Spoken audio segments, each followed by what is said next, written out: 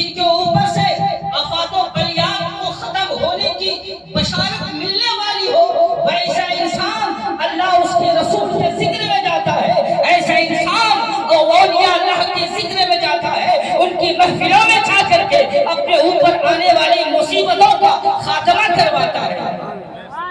آپ کہیں گے مولانا صاحب یہ باتیں کیسی بول رہے ہیں؟ تو میں یہ بات اپنی طرف سے نہیں بلکہ اٹھاؤ حدیث شریف۔ ابھی حضرت نے بتایا کہ جو کھانا دیا جاتا ہے، جو رزق دیا جاتا ہے، یہ اولیاء اللہ کے نام سے ہمیں دیا جاتا ہے۔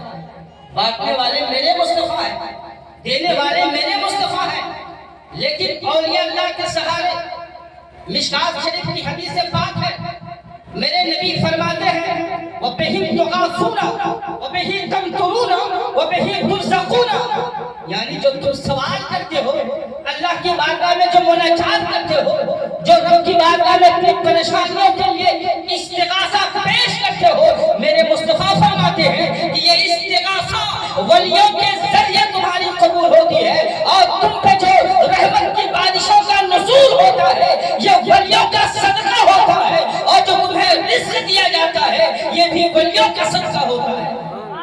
تو آج جو ہم کھاتے ہیں اور ہم کھانے والے ہیں، جس کی کھاتے ہیں اس کی گاتے ہیں، ایسا نہیں ہے کہ ہم کھائیں غوث پاک کی اور غوث پاک کے خلاف بولیں، ہم کھائیں اعلیٰ حضرت کی اور اعلیٰ حضرت کے خلاف بولیں، ایسا نہیں ہے۔ ہم جس کا کھاتے ہیں اسی کا گاتے ہیں۔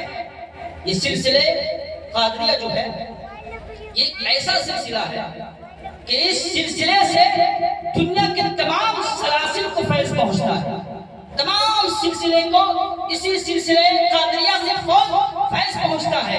جب ہی میرے امام فرماتے ہیں کون سے گلستہ، کس گلستہ سے نہیں، کس گلستہ کو نہیں فصل بہاری سے نیاز، کس گلستہ کو نہیں فصل بہاری سے نیاز، اور کون سے سلسلے میں فیض نہ آیا تیرا، کون سے سلسلے میں فیض نہ آیا تیرا۔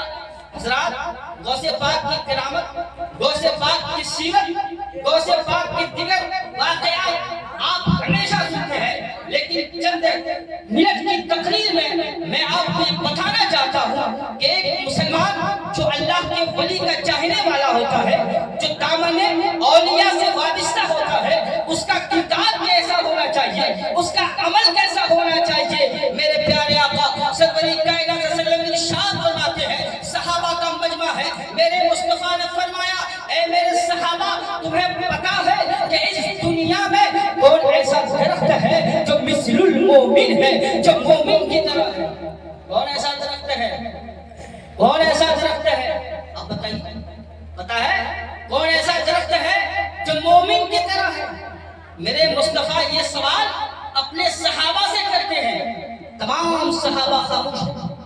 ایک صحابی نے عرض کیا یا رسول اللہ آپ بہتر جانتے ہیں، آپ بتا دیجئے۔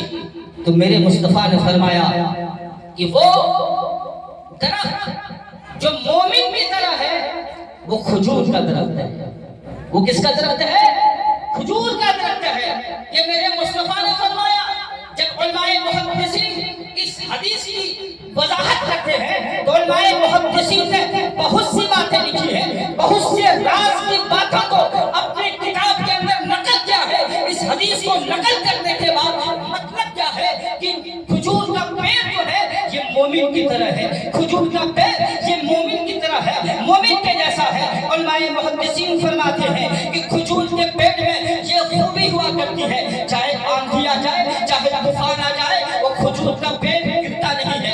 کھجور کے پیڑ کے اندر ایک کمال ہوتا ہے، اس کی ڈالیاں گرتی نہیں ہے۔ کھجور کا پیڑ زمین سے لے کے آسمان تک، یعنی جڑ سے لے کے اپنی بلندی تک ہر ایک کا کام یہ ہوتا ہے کہ وہ بیکار نہیں جاتا ہے۔ جب آپ کھجور کے پیڑ کو دیکھیں گے، اگر آپ چاہیں تو اس کی سلی کا آپ جو ہے گھر کا ایک طریقے سے کھمبا بنا سکتے ہیں۔ اسی طریقے سے محدثین نے لکھا اگر چاہیں کہ جو جڑ ہوتا ہے اس جڑ میں سے بیج سے نکال دیجئے تو آپ اس میں پانی بھر کر کے رکھ سکتے ہیں، اس میں چاول بھر کر کے رکھ سکتے ہیں، اس میں اناج بھر کر کے رکھ سکتے ہیں۔ اسی طریقے سے جو کھجور ہوتا ہے اس سے جو پھل لگتے ہیں اس پھل کو انسان کھاتا ہے۔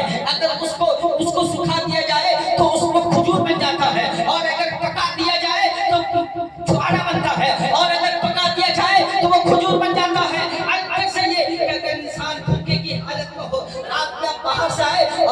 رات کی تاریکی میں جب اپنے گھر پہنچتے ہیں، آپ کی بیوی اگر سو رہی ہو، آپ کو یہ سمجھ میں آ رہا ہو کہ میں اپنے بیوی کو تکلیف نہ دوں، اور چند چھوارے اگر گھر پہ موجود ہو، علماء فرماتے ہیں اس کھجور کے اندر میں اتنا پاور ہوتا ہے، اگر تم چند کھجور کھا کر کے پانی پی لو تو پھر تمہاری بھوک ختم ہو جائے گی اور رات کو تم آسانی سے سو جاؤ گے۔ ہلکا سے یہ کہ کھجور کی جھاڑو بھی ہوتی ہے، کھجور کی شاخ سے انسان جھاڑو بنا کر کے اپنے آنگن کو صاف کرتا ہے، اپنے گھر کو صاف کرتا ہے۔ کھجور میں اتنی خوبیاں ہے، میرے مصطفیٰ فرماتے ہیں کہ وہ درخت ہے جو مومن کی طرح ہے، وہ کھجور کا درخت ہے۔ میرے مصطفیٰ نے کھجور کے درخت کو مومن کی طرح کیوں بتایا؟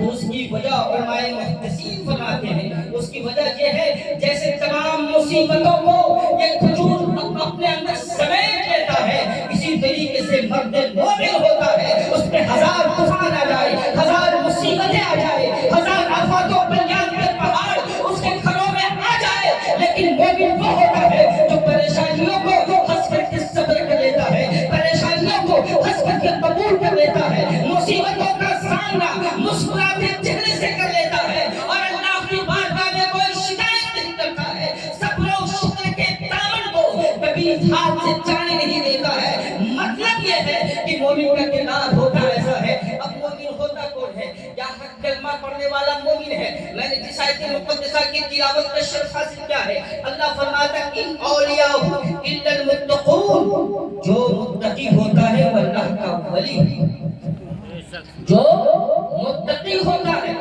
وہ اللہ کا ولی ہوتا ہے۔ بس انہی تین درجوں کو بیان کر کے اپنی گفتگو کو ختم کروں گا، اس لیے کہ پروگرام کو زیادہ لمبا لے کر کے